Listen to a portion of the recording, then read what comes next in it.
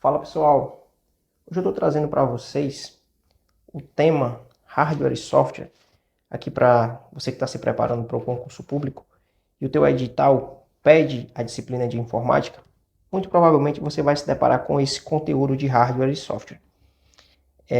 Eu comento até com vocês que se trata da parte inicial da informática, onde vocês vão começar a ter os primeiros contatos, né, formando ali a base de conhecimento de vocês, e a partir desse tema vocês vão desenvolver conhecimentos para responderem outras questões dentro da área da informática, tá? Então eu aconselho para vocês que ao final dessa aula mais teórica, procurem aqui na playlist relacionada a hardware e software as questões comentadas. Lá vocês vão encontrar as questões respondidas com os devidos comentários para que vocês consigam ampliar a base de conhecimento de vocês e, consequentemente, fazer uma boa prova.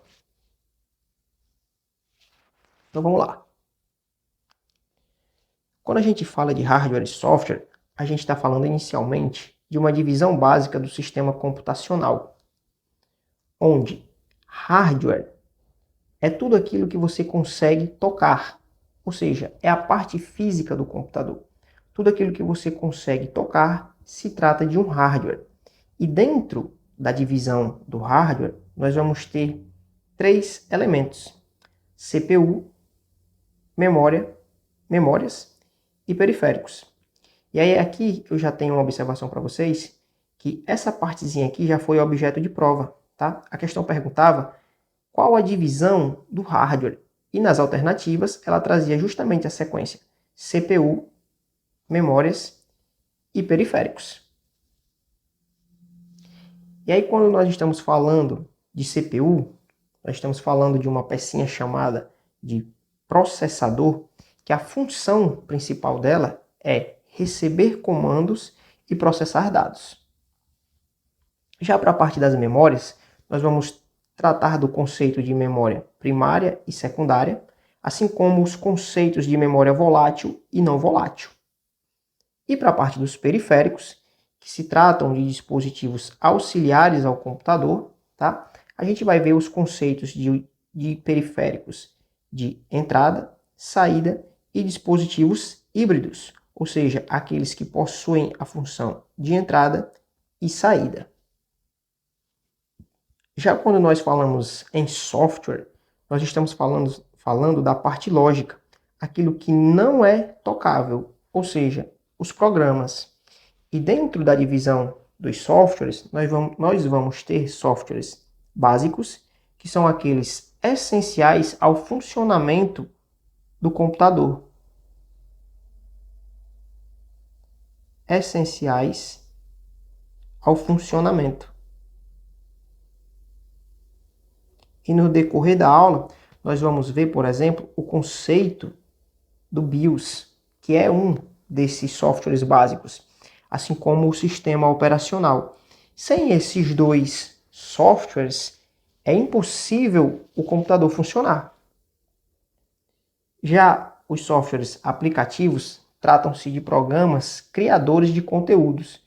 E aí aqui a gente tem, por exemplo, o Office, que dentro do pacote Office nós vamos encontrar o Excel, que é o produtor de planilhas, o Word, que é um editor de texto, tá? Então são aplicativos voltados à produção de um conteúdo.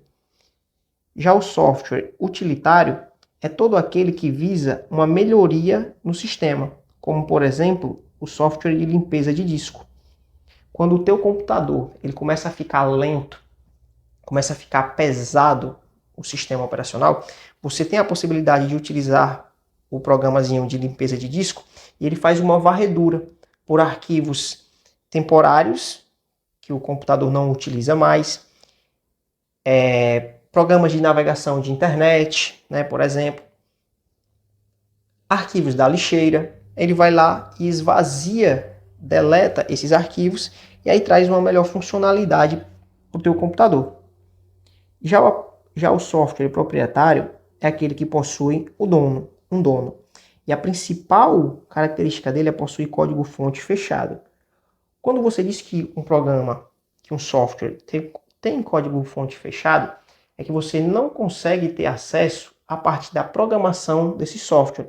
Você não consegue alterá-lo, tá? E o maior exemplo são os sistemas da Microsoft, como por exemplo o Windows 10. O inverso ocorre em um software livre. Ele tem apenas um criador e o código-fonte dele é aberto. Isso quer dizer que você tem liberdade para fazer alterações de acordo com as suas necessidades por meio da programação feita no código-fonte. Você pode mudar esse sistema operacional e customizar um programa de acordo com as suas necessidades. E aí as principais características de um software livre são essas daqui, ó. Você tem a liberdade de uso, tem liberdade de compartilhamento e tem liberdade de alteração. Então perceba, você consegue fazer as modificações, você tem liberdade para usar do jeito que você quiser e tem a liberdade para compartilhar. Então aqui a gente já pega a parte dos conceitos iniciais e agora vamos para uma questão. Considerando os fundamentos de licença GPL, existem 4 liberdades que caracterizam um software livre. Analise os itens a seguir e identifique-os com V ou F, conforme sejam verdadeiros ou falsos, em relação a estas liberdades. Então aqui a questão vai falar dos softwares livres e aí a gente vai julgar se está correto ou não. Primeiro item.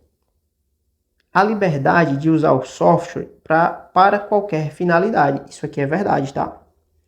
Apesar de você provavelmente achar um pouco estranho aqui para qualquer finalidade, o software livre ele pode ser utilizado para qualquer finalidade. Boas ou ruins, ele pode ser utilizado. É uma das suas características. A liberdade de mudar o software de acordo com as suas necessidades. Verdadeiro também. Item 3. A liberdade de compartilhar o software somente quando o seu código-fonte não for divulgado. Não, isso aqui não faz nem sentido.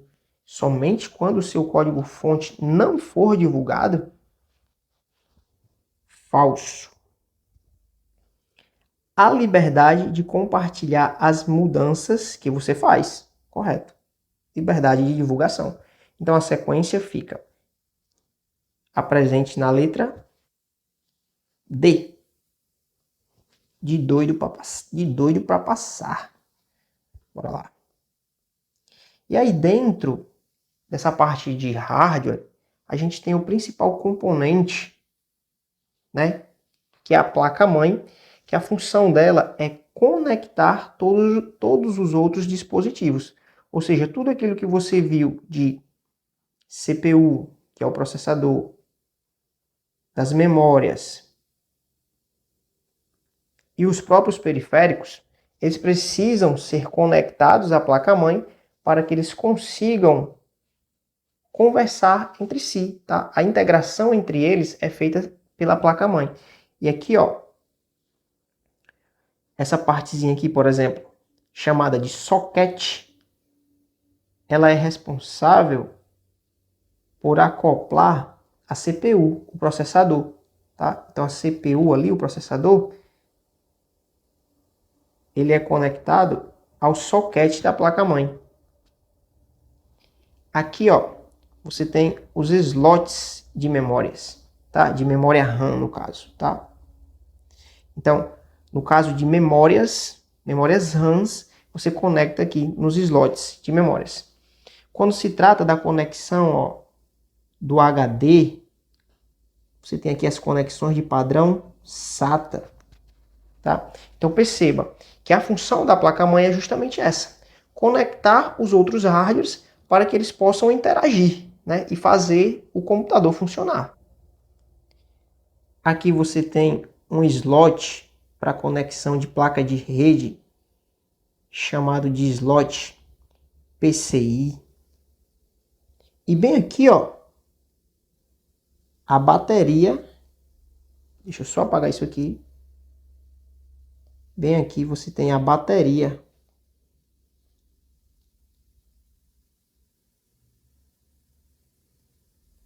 Que alimenta a CMOS, tá? A gente vai ver esse conceito mais à frente, mas já coloca isso aí no teu resumo, que a gente vai ver uma questão aqui, que eu acho que já vai dar para responder com esses conceitos. Um usuário reportou que o relógio de seu computador está constantemente apresentando data e hora incorretas após a inicialização. Qual das opções a seguir representa a solução definitiva para esse problema? Pronto, ó. Uma das funções da bateria que alimenta a CMOS é justamente manter a data e hora atualizada. Então, se você tem um computador que está sempre com a data e hora desatualizada quando você liga, é porque essa bateriazinha ela descarregou. E a ideia é que agora você precisa fazer a troca dessa bateria. Vamos lá. Substituição da bateria da placa-mãe. Letra A. Então você substitui a bateria que alimenta a CMOS, atualiza a data e a hora, está resolvido o problema. E aí, gente, a gente chega numa parte muito importante, onde nesse esquema aqui, vocês vão conseguir responder várias questões. Quando você solicita a abertura de um programa lá no computador, você deu 2 cliques para abrir o Word, por exemplo, do momento em que você dá o clique para realizar essa atividade até o momento em que o programa é realmente aberto ali na tua tela, existe uma dinâmica que acontece ali por trás que obviamente a gente não vê. E é chamado de ciclo de processamento. E aí, ó, você vai lá, deu o comando, que é a sua entrada, pediu para abrir um programa como, por exemplo, é o Word, tá? Esse programa ele é carregado na memória RAM. O processador vai vir nessa memória RAM fazer a busca da informação para carregar e você conseguir ver o programa lá na tela, tá? Só que a gente vai ver aqui o que é que acontece dentro desse processo. A parte do processador responsável por buscar essa informação é a unidade de controle. Então, fazem parte dos componentes de um processador a unidade de controle, os registradores, a unidade lógica e aritmética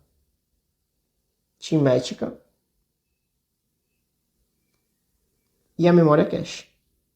Então essas são as partes que compõem um processador, tá?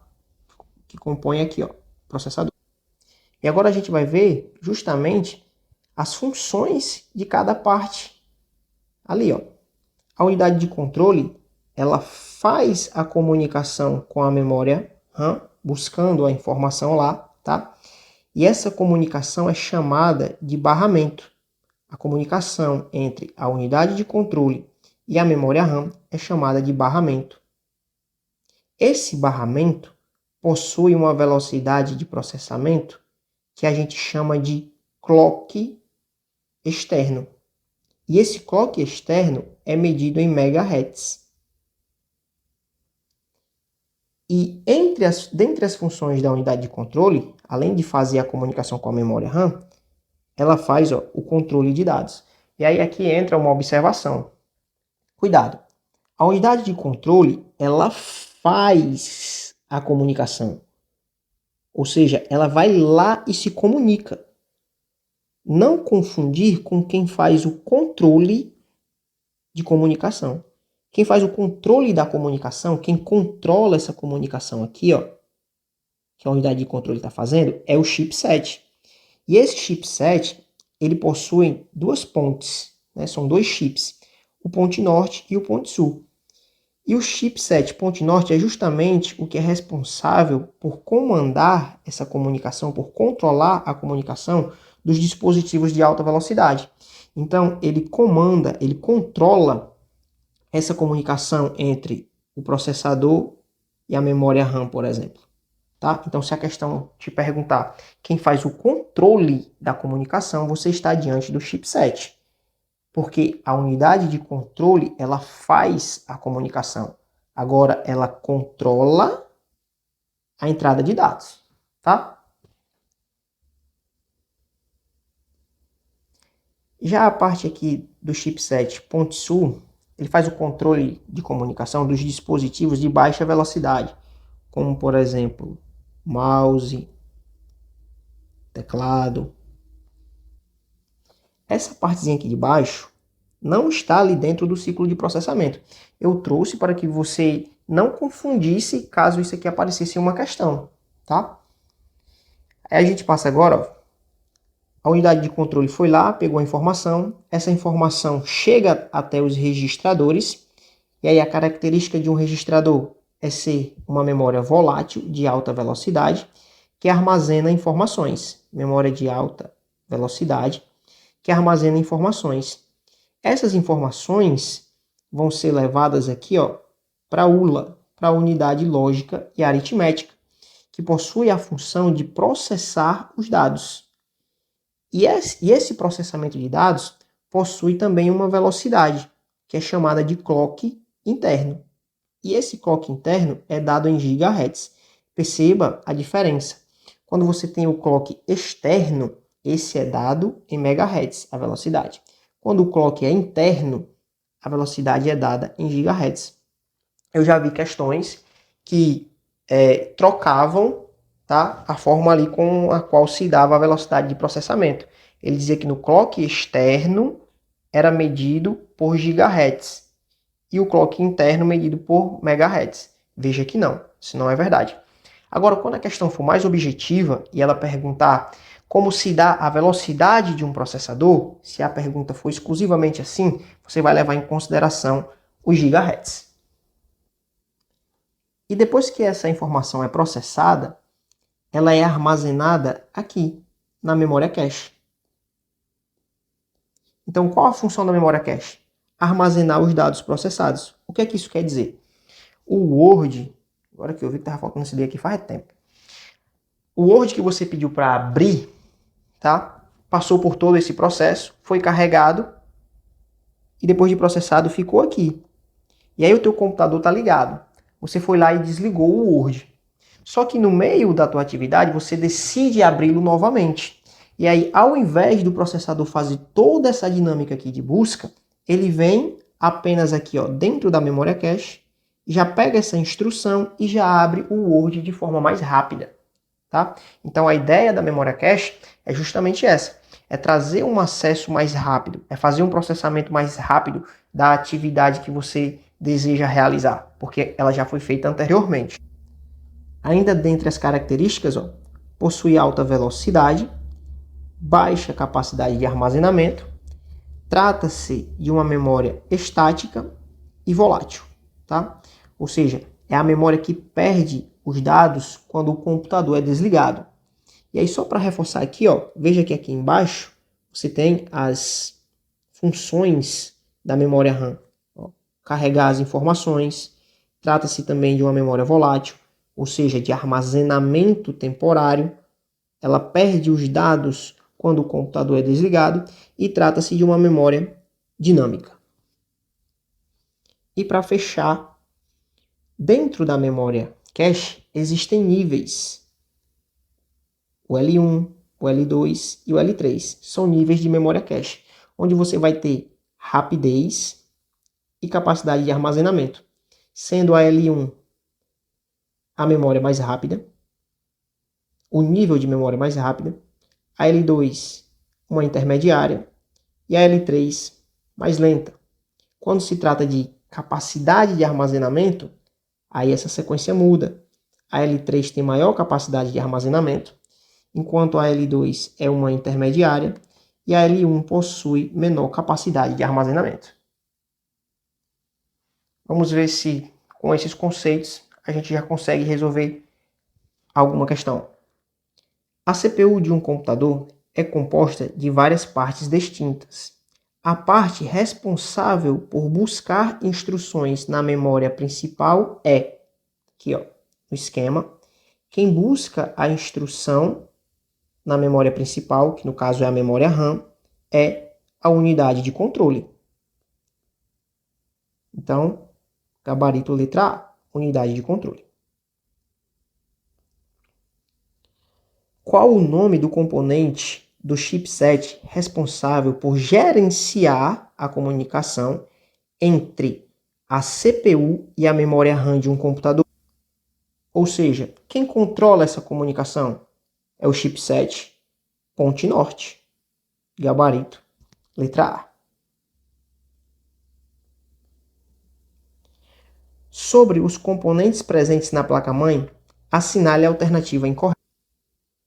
Os slots de expansão são utilizados para conectar componentes como placa de vídeo, correto? Placa de rede, também.